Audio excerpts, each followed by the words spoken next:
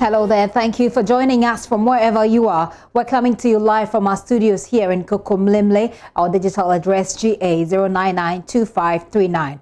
Our leading stories this hour. Finance Minister Ken Ofori-Atta requests approval to spend 27.43 billion cedis in the first quarter of 2021. He just finished a while ago in Parliament. The expenditure is in advance of appropriation from January to March 2021, and it will allow for government business to run smoothly after the end of 2020. And on the campaign trail today, we hear the alternatives of the two main political parties on health. Details of the NDC's proposal of universal free primary health care as against the NPP's proposal of investment in health infrastructure. But we have got national health insurance that covers only slightly less than 40% of the population of Ghana. We have begun a process which is going to be one of the biggest hospital infrastructure development. We're broadening the conversation here on The Pulse. Also coming up, poor road network tops the list of issues electorates indicate will influence their votes come December 7. Now, when we look at Boku, the name of Boku looks bigger than the town itself. When you look at the inner city roads, very bad. You can't take at least 3 steps without a pothole. And I'm sure this reflects your situation as well. The Pulse is brought to you by Global Communities Dignilu, affordable, safe sanitation. Do join us on DSTV 421, GoTV 144. We're streaming live on YouTube and on our other social media platforms, especially Facebook. Your WhatsApp messages are welcome, if you may, on 0540-109-009. My name is Gifty Ando Apia. This is The Pulse. Please be my guest.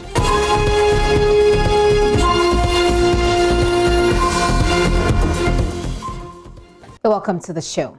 Now, free primary health care will improve the National Health Insurance Scheme. Opposition NDC is insisting on this as it battles out its health policies contained in the manifesto as against that of the NPP. According to a spokesperson for the NDC on health, Dr. Jehuapia, the free primary health care will focus on health promotion and prevention, which according to him will lift the burden from the NHIS, which covers less than half of the Ghanaian population.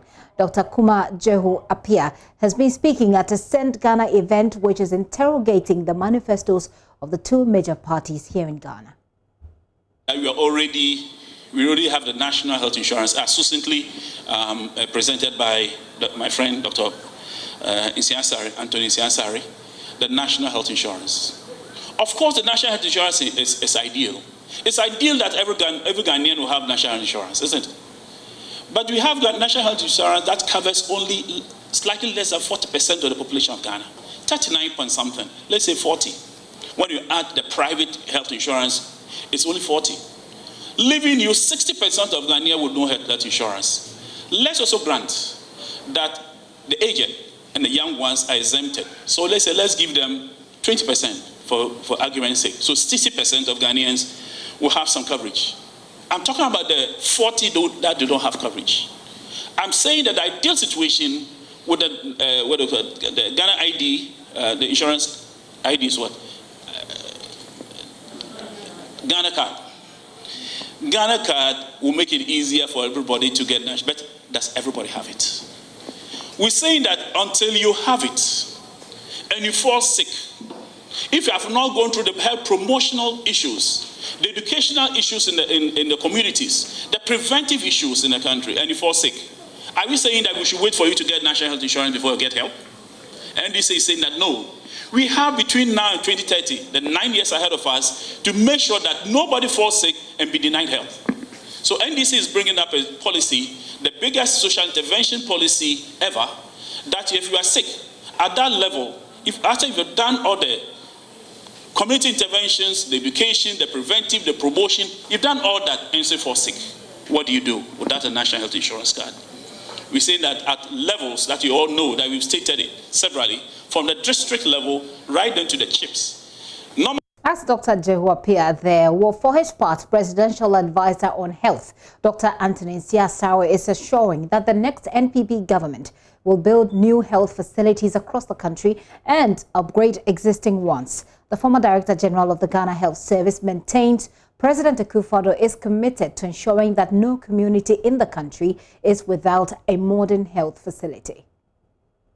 To upgrade an existing district hospitals and then finish all existing hospitals, I'm happy to say that Eurojet project, or the 9 projects, we have been able to commission 3 of them, 1 regional hospital at Wa, the district hospital at Kwabenya, and recently His Excellency the President commissioned the district hospital at Tepa. 2 more hospitals are ready for commissioning. We are hoping we'll do it this month, but maybe in early next month. That is Chufopraso is ready. Soko is ready. The others at Konongo and Seria will be ready by the end of the year. The military hospital at Aferi will be ready next month for commissioning. What will be left will be the Salaga one, which we hope to commission it early first quarter of next year. We've also came to meet construction of 10 polyclinics that we completed in Central Region. Another 5 polyclinics in Greater Accra have all been commissioned. And we are now constructing 5 new district hospitals in Sola, Tolon, Sumenya, Bupe, Weta Hospital has also been commissioned recently, and the polyclinic at Bamboy is ongoing. We have begun a process which is going to be one of the biggest hospital infrastructure development in Ghana since it became Ghana, the Agenda 111.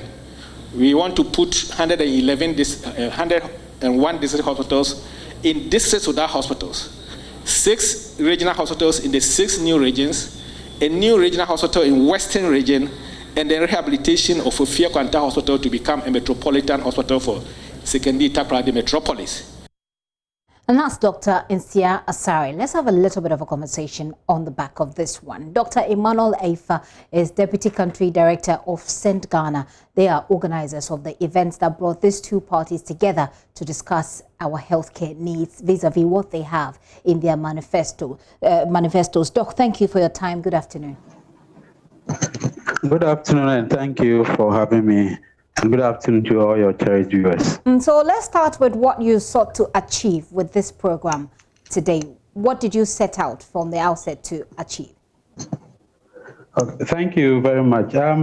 So you agree with me that political party manifesto continue to be a key element of our democratic process as a country, and for that matter, our governance. And so manifestos now are seen as social contract between the citizens and the political parties. And for that matter, even as we are in the electionary year, St. Ghana and our partners, we sought to, first of all, find out from citizens what is it that they expect to be in the political party manifestos in general. But for specifically for today, we're focused on health. You would also know that manifesto commitment are something that mostly citizens expect for the government that actually ends up winning power to commit to. And so it shapes the country's medium-term development strategy. So the discussion today was to give the platform for the 2 main political parties, i.e. MPP and NDC, to, after we've submitted the input from citizens to them and they've launched their manifesto, for them to actually come out clear to tell the public exactly what is it that captured in their respective manifestos. And so for us to look at how committed they will be in prosecuting the agenda if they win power. So that is basically what we sought to do today. Let me find out. If you look at the NDC's position, it has been to invest in more what they're calling preventive healthcare. And they are talking about providing free primary healthcare as well.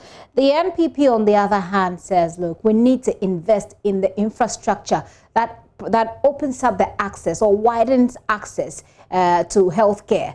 Were you convinced as organizers of this program?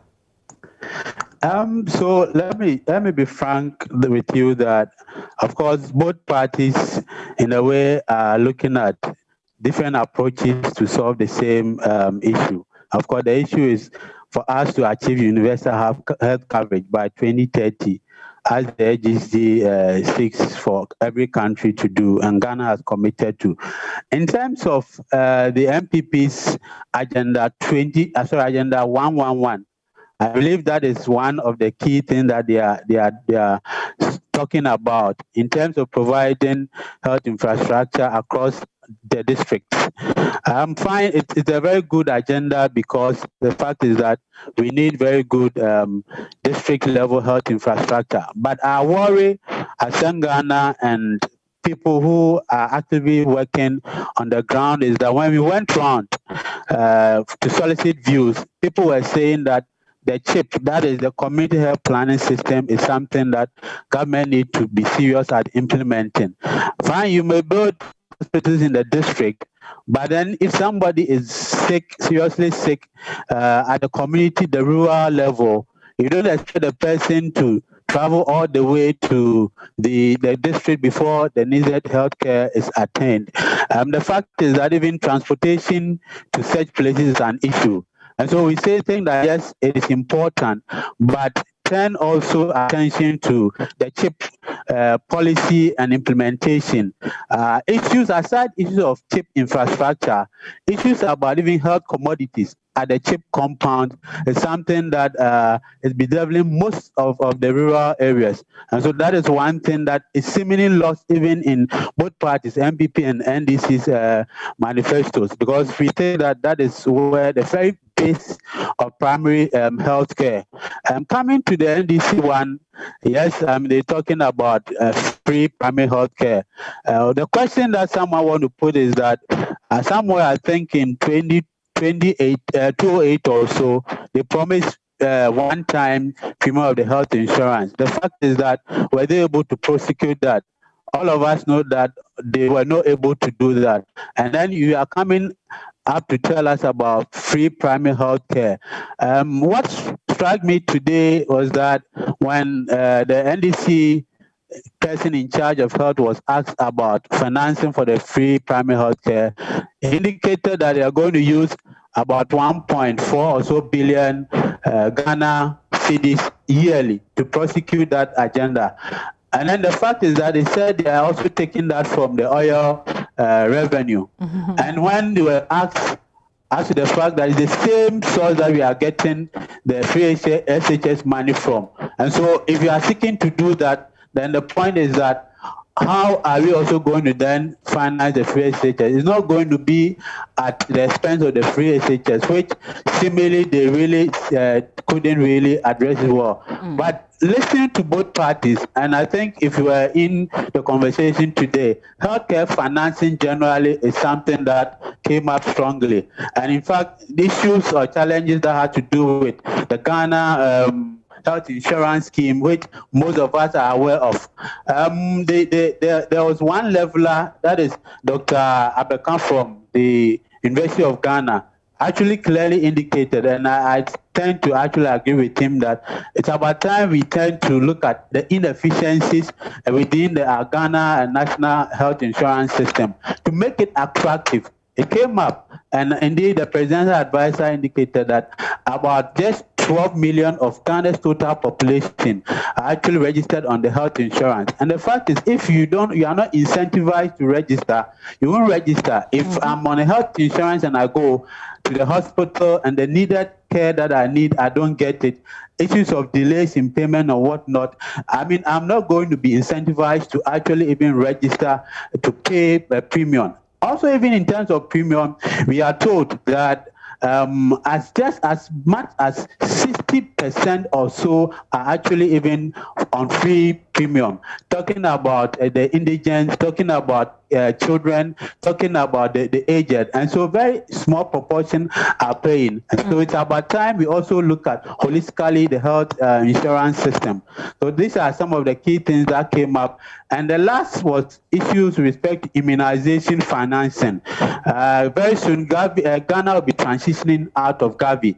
And that means that we need to look internally to finance our immunization. You know that polio and other things are something that is really bedeviling the nation. And so the fact is that if Gavi goes and we don't have any means to finance it, what is it going to be in terms of polio eradication and other things like that? And so there was also this discussion around sustained immunization financing. So these are the key things that were discussed, and then the parties are actually looking at being committed to it. But then we live to see, because these still remain promises unless after the elections and then whoever wins power, whether it's the NDC or MPP, or in the event that even any of the smaller parties win power, that we need to really go to them again to tell them that yes, you are committed to A, B, C, and D in terms of health, whether really they are going to prosecute it. So generally, that was the discussion that came up today. Sounds good to me. At least these issues have come up, and for the representatives of these parties on health, hopefully they'll take it in good faith and include it in their programs if they don't already have it, because very key issues have been raised here.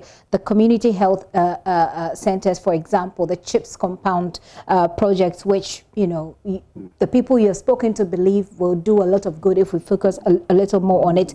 Healthcare financing generally, inefficiencies within the national health insurance, and then immunization financing. These are very key issues, and I hope that some cues have been taken from there. Let's wrap up with what next after this. What is happening is that we'll have a similar event tomorrow in the north. Okay. Today's event was basically to give those in the south the opportunity to interact with the two main political parties on their health manifesto. The same panel will be in Tamale tomorrow for the northern event.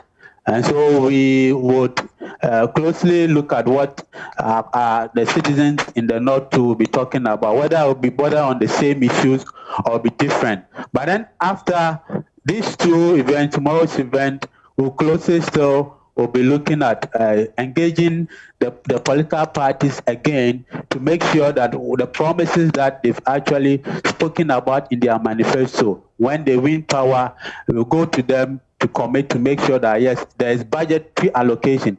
Because what we've observed from our budget advocacy work is that sometimes parties have very nice manifesto commitment, but then when it comes to implementation, they do not actually allocate budget or money for it. Sometimes, even when they allocate money for it, the issue is that when it comes to disbursement, they are not able to disburse as much. And so even issues of budget credibility and other things then comes in. So we will be on them, whether it's MPP or NDC, whether it's CPP or any of the political parties that wins power come December 7th. We're going to closely work with them to make sure that the issues that borders on health are actually done effectively, so that we can achieve universal health coverage. Thank you so much, Doc, for your time this afternoon. That's the Deputy Country Director for Send Ghana, Emmanuel Aifa there. Now, away from health, let me take you to Parliament. We'll talk about some money there. Finance Minister Ken Ofori-Atta says the economy is on a quicker pace to recovery than previously anticipated, as he requests parliamentary approval of 27.4 billion cedis for the first quarter of 2021. Mr. Speaker, the robustness of our macroeconomic fundamentals and the efficacy of government's COVID mitigation measures have been borne out by recent indicators. According to the Bank of Ghana's survey in August 2020, consumer confidence is bouncing back strongly and is currently above pre-COVID-19 low levels. Business confidence has also increased, although below pre-lockdown levels. About 95% of the survey showed strong optimism, reflecting the improving macroeconomic conditions, stability in the exchange rate, lower input prices in lending rates, and positive industry prospects. Accordingly, the projected growth rate 2020 reported in July has been revised from 0.9% to 1.9% to reflect these dynamics. As the Bank of Ghana stated, the green shoot of rebounding economic activity are clearly with us. We must be thankful to God for these encouraging developments. and other assessments provoke a degree of optimism and reveals that bold and effective measures implemented by government have been key in quickening the pace of economic recovery. This is the competent leadership we promised under President Akufo-Addo. Indeed, the President's decisive and compassionate leadership in these challenging times internationally acknowledged and has added to our reputation as a black star of Africa. Mr. Speaker, our efforts to protect lives and preserve lives, coupled with the impact of the pandemic on revenues and expenditures, resulted in fiscal deficit of 11.4% of GDP. Already indicated in the presentation to this August House in July, we have a well thought out Ghana cares about our plan and strategy to return this economy to a more sustainable fiscal path in the medium term. Mr. Speaker, the 2020 fiscal framework, which increased the fiscal deficit from 4.7% of GDP to 4% in the 2020 mid-year review. The fiscal operations of the economy for the January to September 2020 period show that on provisional basis, both revenues and expenditures exceeded their respective targets, resulting in the fiscal deficit of 9% of GDP against a program deficit of 8.9% of GDP. More specifically, total revenues and grant period, which totaled 36.7 billion Ghana cedis, exceeded the target of 35.7 billion Ghana cedis by 972.7 million Ghana cedis.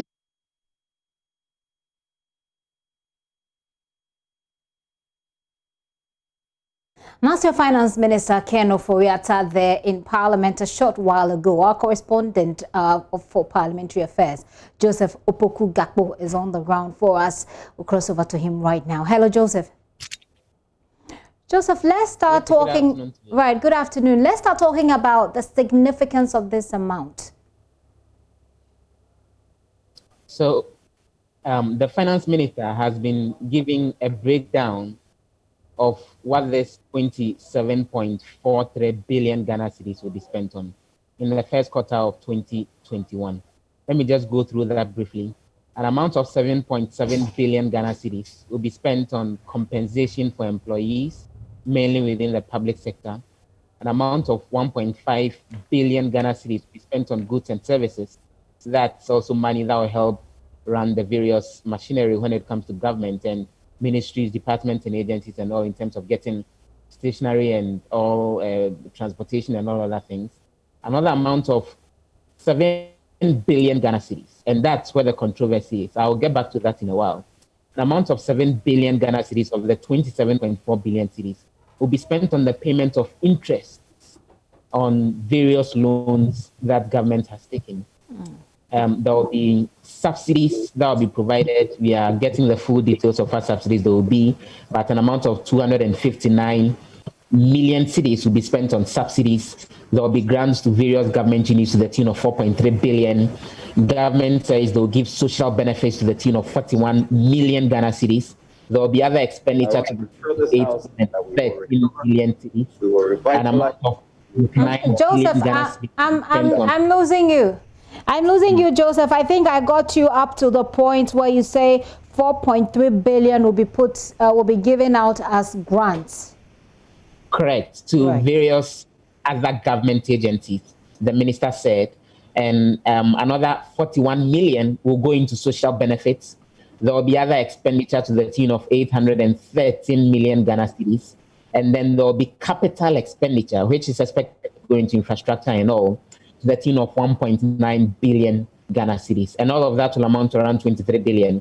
And then government says they will clear various arrears to the tune of 350 million, and another amount of 3.4 billion cedis will go into the amortization of various loans. So that's the breakdown. And the significance of this is, as you were asking earlier, when the finance minister came to Parliament for approval of monies to be spent throughout the year 2020 that we find ourselves in currently, he asked for 98 billion, and then subsequently he came to request for an additional 11 billion. So the entire budget for the year 2020 is hovering around 109 towards 110 billion Ghana cedis.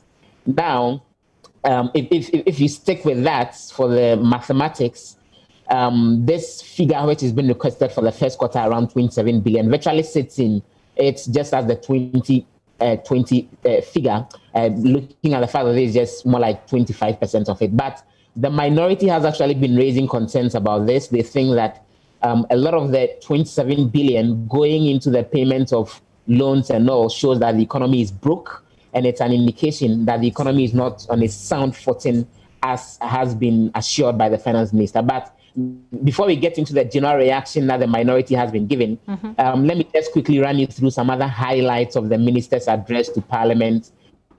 Please go ahead. A few hours ago. It was actually an address which lasted for about 45 minutes, although he came in a little late. He made a point that macro stability as far as the economy is concerned has been restored over the last 4 years. Ghana is currently exporting food under the Planting for Food and Jobs program. He said that 1.2 million young people are in senior high school currently free of charge because of the free senior high school program. He spoke of how Ghana has exited the IMF program, although the previous administration did not run the economy well. He went on to make the point that there's been the protection of depositors and investors as far as the banking sector is concerned. More than 15 billion has been spent on various government flagship programs. Teacher and nursing allowance have been restored. The tax burden has been reduced. The fight against COVID has been successful thus far. And then he made the points that you made earlier about the fact that the economy appears to be on a quicker pace to recovery. He cited some statistics. For example, there was the projection that because of the impact of COVID, Ghana's GDP growth this year will hover around 0.9%. That figure has been revised upwards to 1%. So a 0.1% upward revision of that. It's not just that. The nation's fiscal deficit, which is the amount we spend compared to how much revenue we gain, because of COVID, it was expected that to be around 9.9%. But the minister says for the year 2020, the projection is that it will come down to 8.3%. Another indication that he says shows that the economy is actually doing far better. So those have been some of the details. He indicated that the government will be going onto the sovereign market to actually raise $3 billion to help cover the budget going into the 2021 year. And then he went on to say that you look at the expected expenditure of 27 billion, revenue will be able to bring in about 17 billion of that, and then there will be a deficit of about 10 billion, which government has to find from elsewhere. So those have been some of the issues that the minister has actually been telling MPs about. Well, Joseph, hold on for me. We'll come back to the responses or the reactions that we've had from the minority. Of course, we know what to expect, but we'll break it down a little bit further for our viewers. And I want you to hang on for me. Let me introduce one of my resource persons on this conversation, Dr. Grace Ofori Abebrese. She's a senior lecturer, the Department of Economics at the Kwame Nkrumah University of Science and Technology. Hi, Doc. Good afternoon. Hello, Doc. Can you hear me? It looks like you're muted. I believe you're speaking, yes, but I can't hear. Sorry. Great.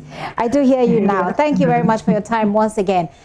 Were you listening to the finance minister?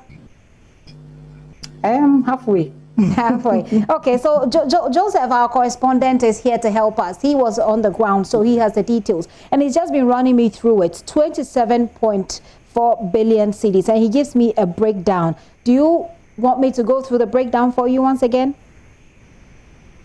Okay, I'll be happy if you could do that. Okay, well, Joseph, there's a part that I missed. I'll just go through what I have here. So we have 7.7 billion for compensation, essentially going into the public sector. We have 1.5. Joseph, is it millions or billion going into goods and services? We have 7 billion going into interest on loans, 259 million into subsidiary, 4.3 billion grants for government agencies, 41 million for social benefits, 813 million.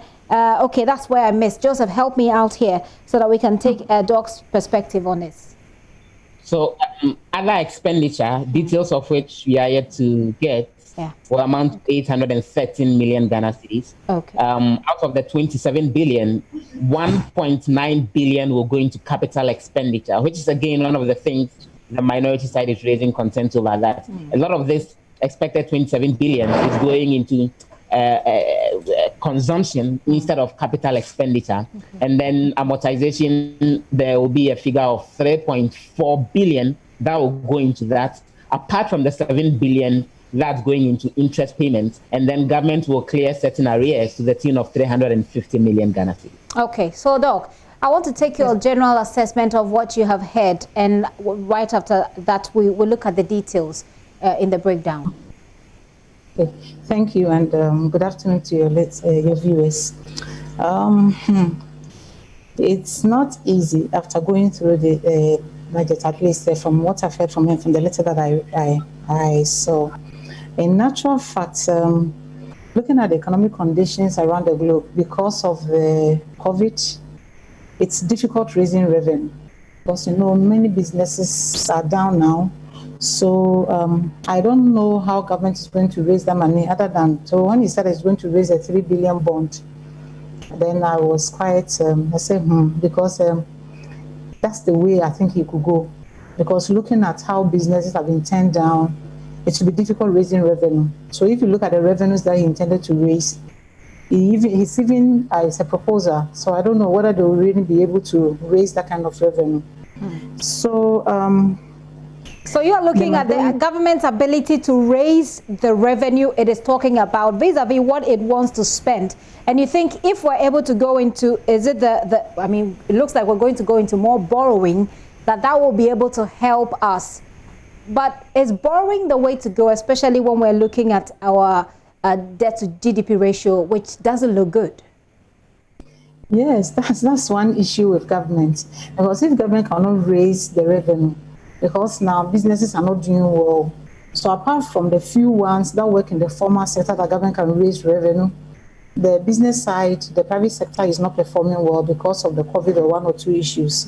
So if government is not able to raise the revenue, where is going to get the money to spend? Because government, whatever it is, have to spend. Because I'm working for the government, at the end of the month, I expect him to pay me. And there are a lot of expenditure that government cannot cut it off, like health, education. It's so essential. We have essential services. So whatever it is, government has to spend. Whether government has revenue or not revenue, government has to spend. So government expenditure does not really depend on the GDP or the incomes that we have in the economy. So he has no choice but to find a means of borrowing so that he'll be able to finance this expenditure. Because some of the expenditure said that he cannot cut it off. That sounds to me like borrowing at this point is inevitable if you want to throw in COVID and everything else that has come. But let's take a look at the breakdown, and then we'll look at the response that we've had so far, which is when I'll bring my colleague back in, Joseph Opoku Gakpo. But so you look at the 7.7 billion going into compensation for public sector workers. But then you also look at the 7 billion, almost the same amount, going into interest on loans. That sounds like a lot of waste from my lay perspective. And then, I'm sure there are explanations to it. But then, because if I'm looking as a taxpayer, I'm looking at our balance sheet and I'm thinking we're spending as much as we need to pay public sector workers on servicing loans, I will get worried. But then you also look at 3.5 billion amortization of loans. And I'm wondering, do you understand this? Because I don't. Okay, don't forget that we are owing so much. Because I think just this week, early this week, we were discussing Ghana going to VPIC and those things. We are owing. If you look at our debt GDP ratio, it tells you we are owing. And if you owe, you have to pay interest. And it's not our money. So whatever it is, when you borrow, they tell you you're going to pay this money. Maybe you borrow for 20 years, 10 years. But you don't wait till the 10 years. That's what we call debt servicing. You'll be paying the interest annually. So when the time comes, you have to find money to pay the interest. And look at the amount of money that we owe in. So no matter what, government has to find money to pay the interest. So it's not surprising that they want to raise the bond. Because if they don't raise the bond, I'm wondering where they're going to get the money to pay the interest and also pay compensation and provide other essential services like health, education, and some important services that government cannot cut off. Yeah. So it's not surprising that we have that much of 7 billion going into interest payments because we are owing. And some of the monies were raised, the bond, euro bond that we raised, is foreign currency. So we will have to convert before we can pay those money. So maybe they've captured in all the convention, and it's a huge amount of money, and they have to pay. Because it's a contract that you signed, so they have to pay. They'll have to pay. I want to bring your attention to the reaction we're getting from the minority. Joseph, you say that the minority is saying, if you look at capital expenditure, 1.9 billion is way below the amount, other amount, even 4.3 for the grants and other grants to other government agencies.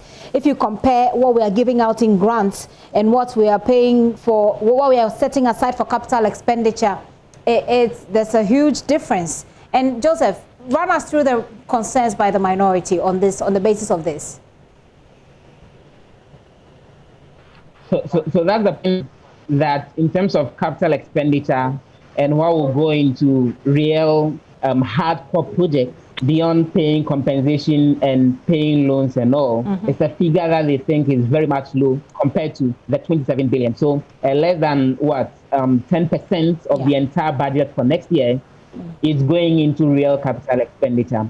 The clarification you are looking for, Gifty, and I've also been seeking that same clarification on the bit about the money going into interest payments and the money that's going into amortization. And the clarification I'm getting is that the 7 billion is going into the payment of interest, while the 3.4 billion is going into the paying back of the loan specifically over the next 3 months. So if you owe 3 million Ghana cedis and the interest that's built on it is what, another 1 million, then interest payment bit of it, which is the 7 billion, is going into the payback of the interest, while the 3.4 billion, which is going into amortization, is to pay back the loan itself. So that's what the minority sums up and says, when it comes to paying back of loans and all, Ghana will be spending more than 10 billion Ghana cedis out of the 27 billion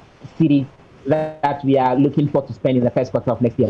John Gina is the MP for Yape Kushegu and also a member of Parliament Finance Committee, goes on to make the point that they are of the view that the economy is broke.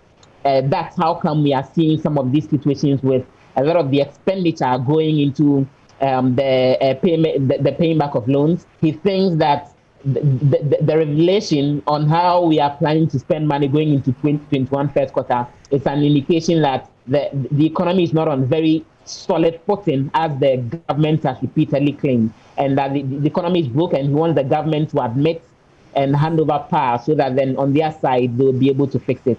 The minority, Anna Idrisu, also raised a number of concerns about what he thought are expenditures that are very much out of place.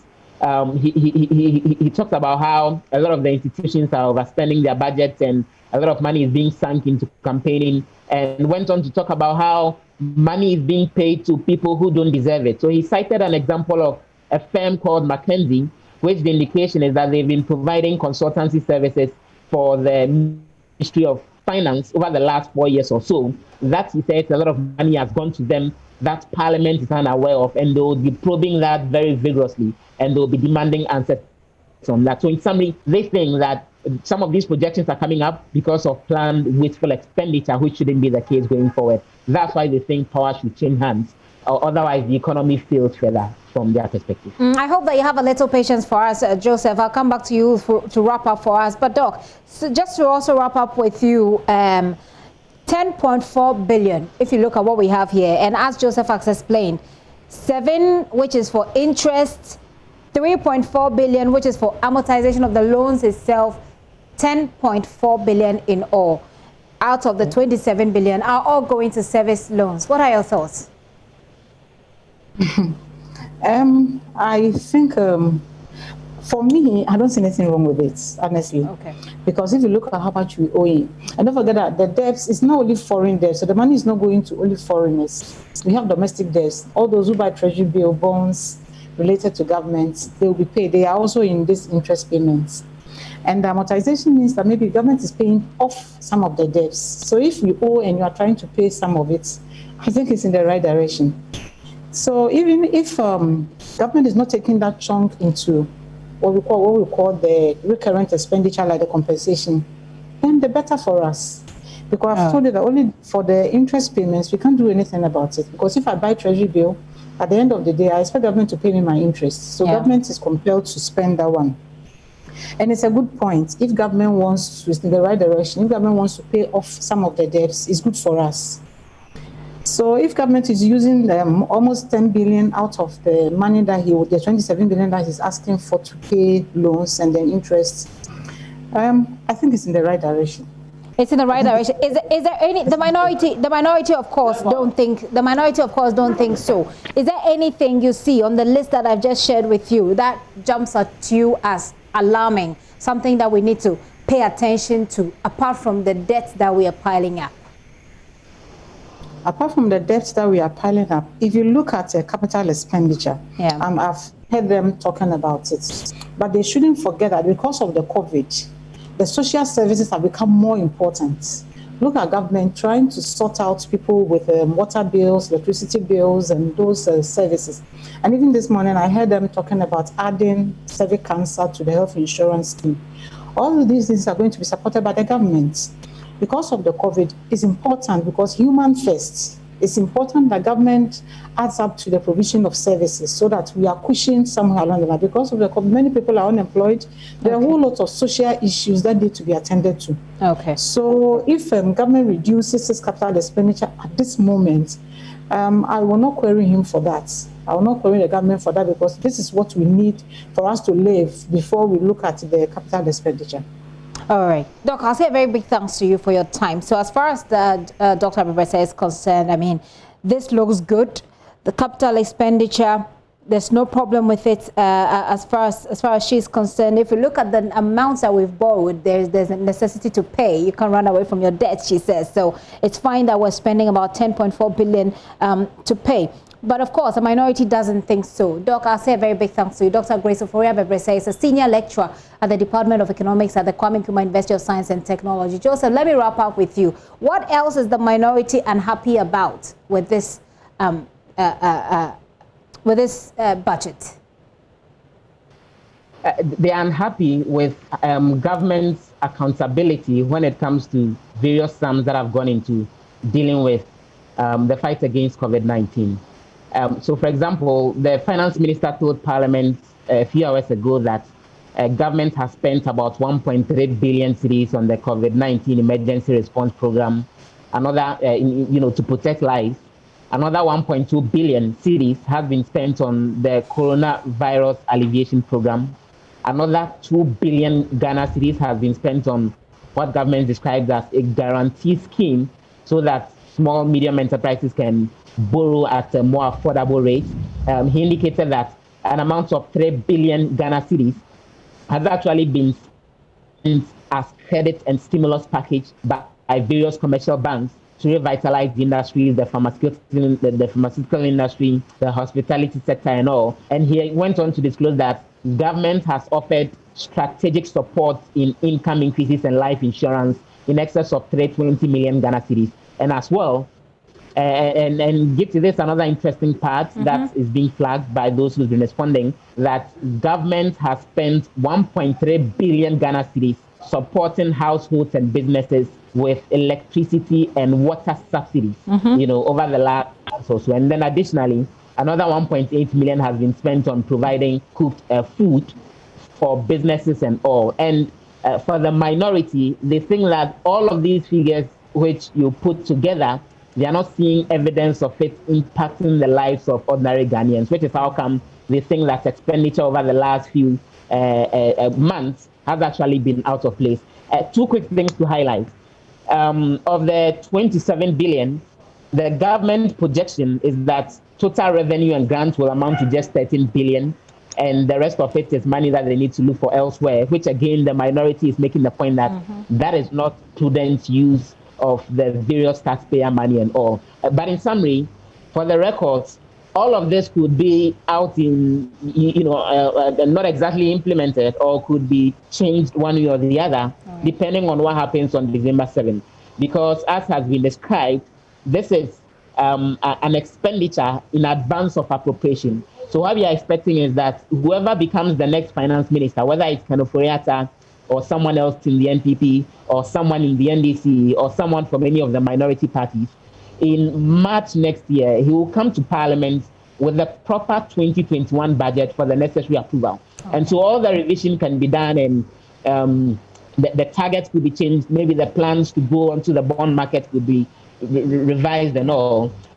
This is a projection to meet the statutory requirements. And even right after December 7th, specifically January 7th, when a new president or an old president continues to run affairs, and probably a new and an old finance minister takes over, he could review what the monies can be spent on, as long as he's maintaining it within the ceiling of the 27 billion that the House is approving. So all of this remains plans that could change depending on what happens on December 7th. And Joseph, you put it so well together, and it gives us a very good appreciation of the issues. But before I let you go, there weren't any heckling in Parliament today. I didn't quite hear of any. So, in fact, there weren't a lot of members of Parliament on the floor. Okay. People are campaigning. Well, everyone is campaigning. Everyone is including, very key members on the Finance Committee, who are probably people who are paying more attention to this. The committee, we gather, is meeting this afternoon on this, after which they will then come back with a report to the floor. I guess for the minority, it's a matter of they know that it will go through anyway, because the government has a majority in Parliament. So, well, what's the point in coming to debate something that's already, whose outcome is already decided, so to speak? Exactly. And the indication is that a lot of MPs have also been out there campaigning with the various presidential candidates, which is how come of them didn't show up. So heckling, not virtually none of it, until when the whole proceeding came to an end. And a lot of the minority MPs were asking the finance minister, what's the name of this budget? And then some of them used very interesting words, including a retrogression budget, to describe it and all. But the more interesting thing was how this presentation, for example, started around 1:40 this afternoon, lasted for about 40 minutes. In fact, at a point in time, as the House was dealing with other businesses, including the reports of the Land Ministry and the Land Commission, their audit reports, their audit performance reports, the minority that asked the whereabouts of the finance minister, and that everyone has been waiting for a long time. And then eventually he showed up to present this. And so we're waiting to see the House debate this over the next 8 days or so before they take their break, most likely on the 6th of November, before which they would have approved this request that's come from the finance minister. Some will say we know what to expect, but we wait to see how it all goes. Joseph, thank you. Thank you very much. Joseph Opoku-Gakpo is our parliamentary affairs correspondent, and he puts it very beautifully together, gives you the perspective, and, gives you the thought-provoking part as well that comes up on the floor of Parliament. This is still The Pulse with me, Gifty Ando Apia. You've been a good guest so far, and I appreciate it. I want to take a very quick break. I know I'll meet you when I return. Do stay with us.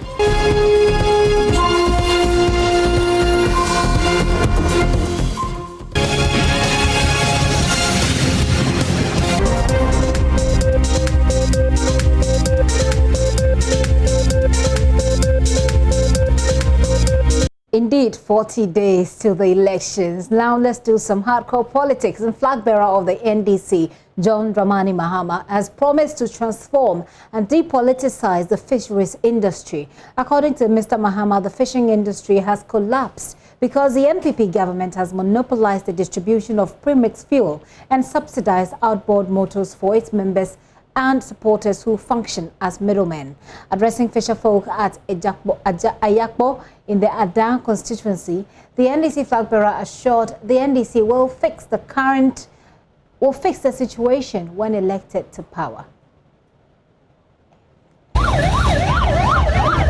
When they took over, they dissolved all the Lanjing beach committees. Now when the premix comes, they give it to their party executives, and they put their profits on top and sell it to the fishermen. And then they share the profits amongst themselves. That is the problem with the MPP government. That is the problem with this administration. Everything is about their party. It means anybody else is not Ghanaian. It is only they who are entitled to the opportunities that this country has to offer. The same thing with outboard motors. They brought outboard motors, gave to their party organizers and party executives. The outboard motors that are supposed to sell at 10,000, they put their profit on top and sell it to the fishermen. How can you develop a nation like this? How can you develop a nation like this?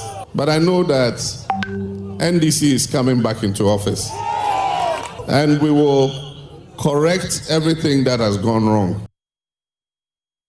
Manuel Kranting is on the campaign trail with the president, former president, and he's joining me live.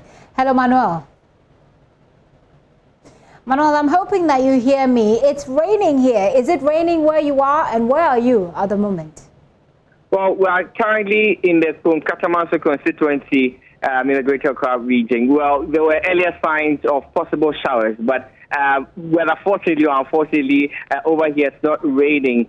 But I can tell you that we've already been to the Ningu Pram constituency, where we've been to about 3 traditional areas, including the Ningu traditional area, the Pram traditional area, and also the Dowenya area. All of these places, the former President John Mahama has been promising some goodies to the people. He's mentioned that when or if he is voted into power in the December elections, he's going to make sure that, first of all, the Pram traditional area is going to have a district hospital akin to the one in Dodoa. Also, he's promised that he's going to build a polytechnic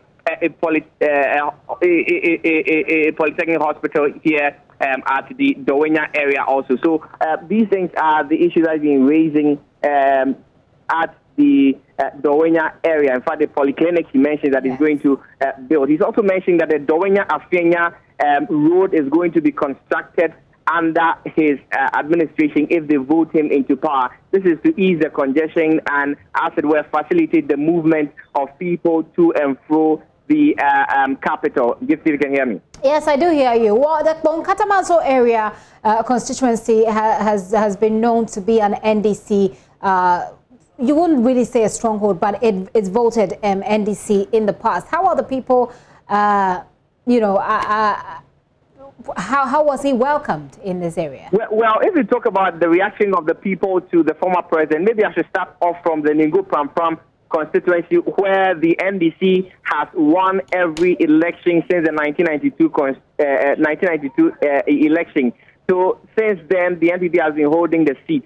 And in fact, the people are really enthusiastic. Some of them have been telling me that they are waiting for the former president to return to power and, as it were, save them from what they describe as hardship, untoward hardship that has been brought upon them by the current administration. At the Katamanso area, where the NDC's parliamentary candidate Joseph Akwete has been speaking also, it's essentially the same thing. What they are asking for is that the NDC is brought back to power so that John Mahama is given the opportunity to implement the policies that he's been talking about, including, the big push, which is going to have some 10 billion Ghana cedis invested into infrastructure, first of all, to create jobs and also to increase access to social amenities across the country. Well, that's generally, the reaction that we've been getting on the campaign show today. Manuel, thank you very much for that update. Manuel Kranting there, he has joined the campaign trail of former President John Dramani Mahama, and they are in the Katamanso constituency at the moment. In the meantime, his running mate, Professor Nana Opoku-Agyeman, has continued her tour of Afife in the Volta region. She was at Awe-Dakpa in the Akachi North constituency earlier. Ivy Setoji is with the team, and Ivy is joining me with more. Ivy, what has Professor Opoku-Agyeman been telling the electorate? Hello, Ivy. Evidence, and that they should see the track record of the NDC when they were in power, and also all the projects in the Volta region, especially in the Ketu North district, were executed by the NDC. So they should not be deceived by the MPP when, after giving them 10 cedis or some money to vote for them. He was telling them not to allow the opposition or the MPP or any political Party to buy their vote, that they should let the track records of the NDC in the past lead them to the ballot box so that they can vote massively for NDC, so that they can continue our development work, especially the Ohawu University of Agriculture and Agribusiness that the NDC promised them.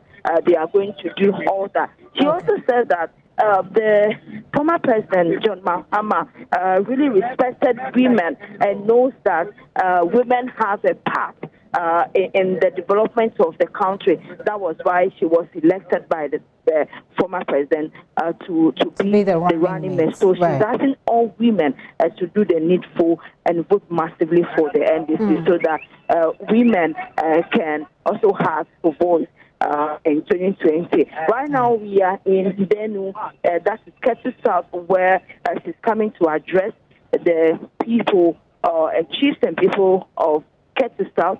And so the crowd here is. Ivy, let's listen to the. Let's listen to the. I'm going to speak to the people where. Let's listen to the sounds that you sent us earlier of the running mate, Professor Nana Opoku-Agyeman, and then we come to listen to what the people are saying right now where you are. Same thing to offer. That doesn't matter.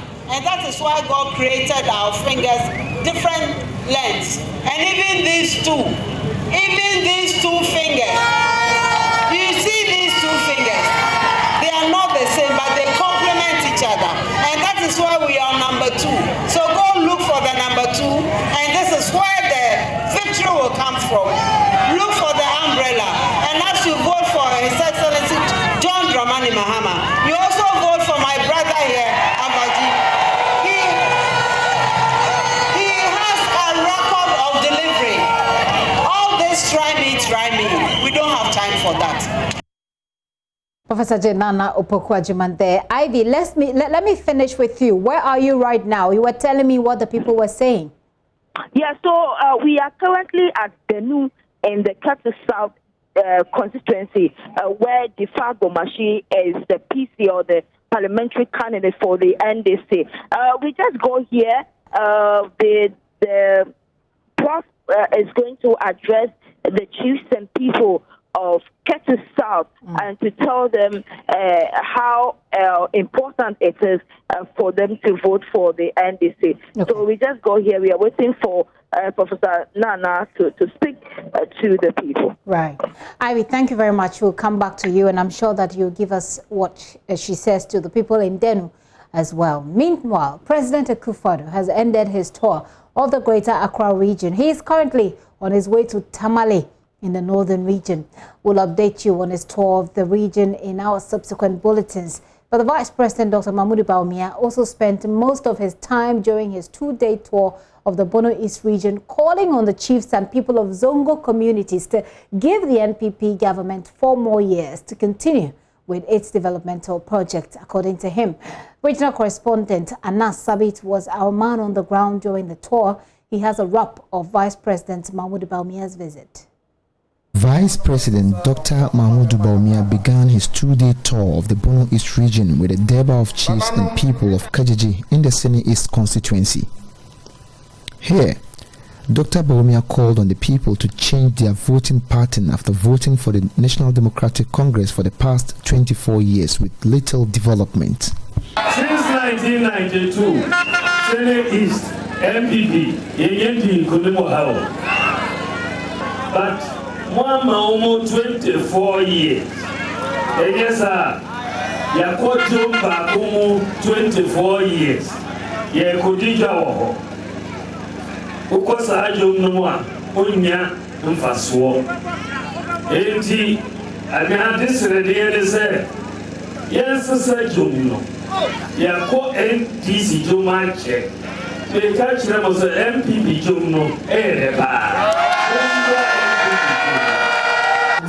Dr. Bawumia then moved to the Atiwa Mountain municipality, where the New Patriotic Party had won once in the history of the constituency. He charged the people to retain the Member of Parliament for the area with an assurance that the next NPP government will build a district hospital for the people.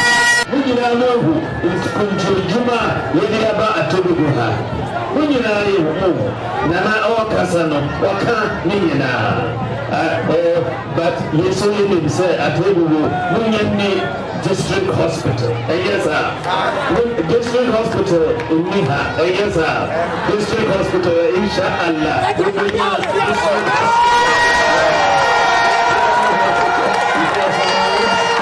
At the palace of the Amantin Traditional Council, the chiefs assured the vice president of their support to the NPP in the December polls.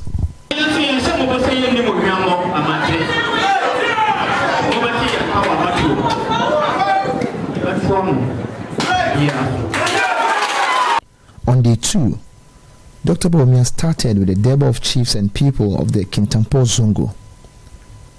Chief of Wangara and Vice Chairman of the National Council of Zongo Chiefs, Nana Fainama II, lauded governments for its developmental policies and called for the fast track of some of the projects under the Zongo Ministry in the Kintampo municipality. The Zongo development project is ongoing. We are appealing to the Vice President. We know he can do it.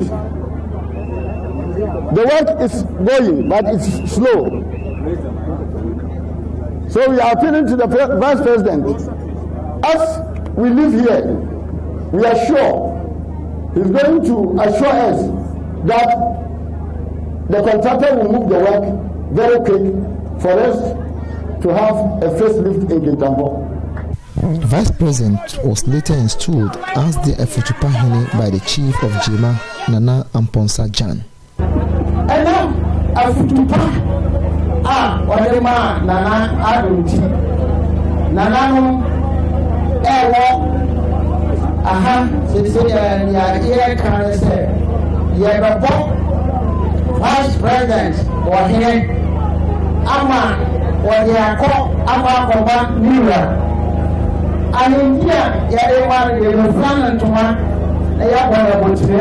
na he said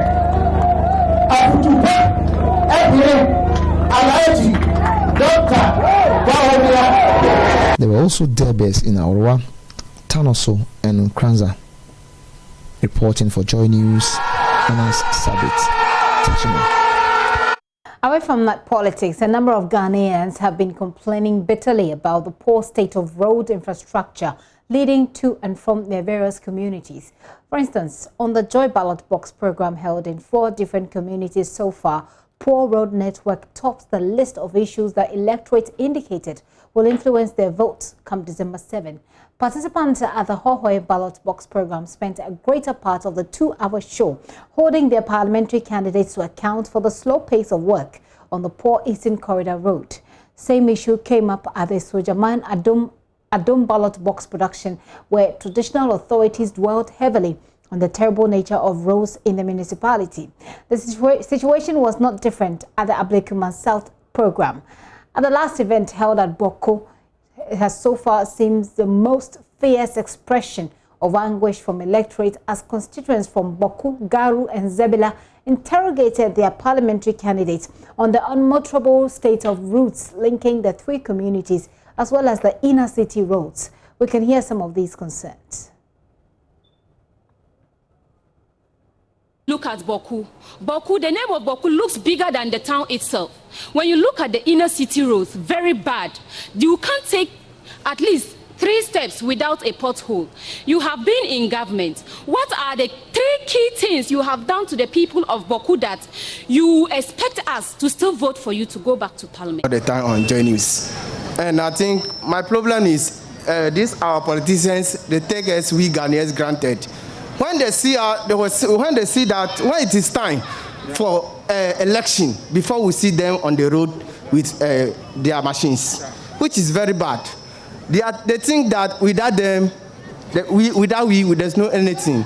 But I want to assure them that the moment you want to show yourself to us, we Ghanaians will show to you. Because I remember that the time our former president, he brought the machines on the road. The road was done continuously. The moment this our former president Nana Akufo-Addo, he came to power. When I used all the road in Ghana, he sacked all the people on the road. And I am a Ghanaian. I need to express myself to everybody in Ghana. They should know. I'm Charles Doji Gidisu, a civil society leader. The Eastern Corridor Road has a history. At least I was a witness to 2008 electionary campaign where President Mills promised fixing the Eastern Corridor Road.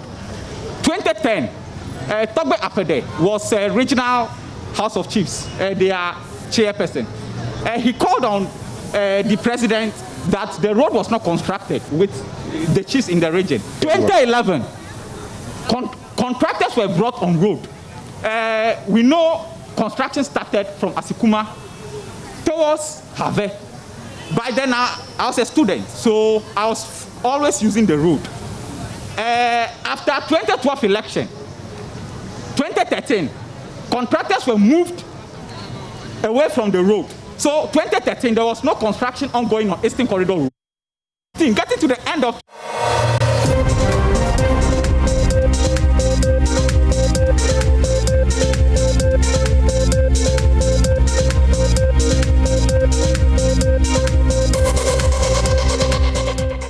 Away from Ghana, we take you to Germany. Well, as we here record exceptionally low infections, Germany has now seen record numbers of coronavirus cases. Chancellor Angela Merkel and regional leaders will be meeting today to decide on new measures amidst talks of new lockdowns. Thomas Sparrow is political correspondent with our partners DW, has been explaining this to my colleague Benis Abubedu-Lansa. Germany has registered various records in the last few days, so numbers are increasing actually dramatically. And according to the figures that were published by Germany's Public Health Institute, in the last 24 hours there were nearly 15,000 new coronavirus cases. Now obviously, if you look at Germany as a whole, you can say that Germany has fared comparatively well. For example, if you look at other countries like the US or even here in Europe, countries that have been much more affected. But for Germany, having 15,000 coronavirus cases in one day is a lot. Just to put that into context, exactly a month ago, so on the 28th of September, Germany had just over 1,000 coronavirus cases that were registered. So this just gives you an indication as to why Germany and German authorities in particular are so particularly worried about this trend and about what exactly needs to be done to deal with the coronavirus. An additional very grim statistic is that Germany also in the last few days exceeded the number of 10,000 coronavirus deaths. It is not the first country to reach that grim milestone, but it is just a further indication of how serious the problem is here in Europe, and how serious the problem is also in other parts of the continent as well. Thomas, events are being cancelled because of the virus, including the upcoming party conference of Chancellor Merkel's party. Tell us about new restrictions being considered. This is very important, this party conference. They happen on a regular basis, but obviously in coronavirus times it has been very difficult to hold these party conference, and they have a very significant element this year, because next year in 2021 Germany will have federal elections, and as we have discussed on this program on many occasions, Chancellor Angela Merkel has actually said that she will not stand for re-election. In other words, next year there will be a new German chancellor, and this particular party conference that was supposed to be happening at the beginning of December was to elect a new party leader in the CDU, in the Conservative Party. That's Angela Merkel's party, and that leader that would have been chosen would then be in the running to become chancellor candidate in next year's elections. It is not the only party conference that was cancelled. The left party in the opposition also had to postpone its own party conference, but this just gives you an idea of how difficult it is to plan politically what's going to happen in the next few months when you have such high numbers of coronavirus cases. If we look at this from a social perspective, in other words, events that are not necessarily political, then you also have big events that have been cancelled. Let's not forget that in the next few months you'll have Christmas, and Christmas here in Germany is particularly important. You may know those world famous Christmas markets that you see every year here in Germany. Well, because of the coronavirus, some of those very famous Christmas markets, like in Nuremberg in the southern part of the country, or some here in Berlin as well, have had to cancel. This is certainly a big development here in this country, and it again gives you an idea of how difficult it is to plan the next coming months, especially as Christmas approaches, where people obviously tend to meet in larger groups. So you've been speaking to people. How are they reacting to the possibility of new restrictions? I went to some of Berlin's busiest streets. You may want to know that in those busiest streets here in Berlin, now there's also a compulsory face mask wearing requirement. In other words, when people go to these streets, they have to wear a face mask, not only indoors if they go to a shop, but also when they're walking actually on the streets. And although many people did say that they favor new restrictions because they have to get the infection under control, because numbers have to be reduced, and then everyone has to sort of play their part and make sure that the effort is a joint effort, I also sensed some skepticism from many as to whether the direction that Germany is going towards now is the right direction. In other words, whether these kinds of restrictions that are being discussed will actually help to reduce the numbers. It's important also to mention this meeting that is happening here in Berlin will probably decide on some of those measures as well that have been discussed also on the streets, whether there's a need to close further bars or restaurants and things like that. So this is also important from a perspective of what I was talking to people on the streets in Berlin. Again, many view this favorably. Many understand that restrictions have to be put in place. But for others, it is also something very difficult, especially if they have big families and they have to take care of them as well. Some people even told me that they were actually very afraid. Thank you very much. Thomas Sparrow is political correspondent with our partners, the DW, and he's just been sharing with us the record cases Germany is seeing with regards to the coronavirus pandemic and how authorities there are planning to deal with it. Benny Sabube de Lanza there with getting that explanation from Thomas Sparrow, political correspondent with our partners DW in Berlin. It's not getting easy in Europe at all. Well, we here in Ghana have a different story to tell. There is more news at myjoyonline.com. Well, let's take a very quick break here. My name is Gifty Ando Apia. We'll be back here tomorrow, God willing. Stay blessed.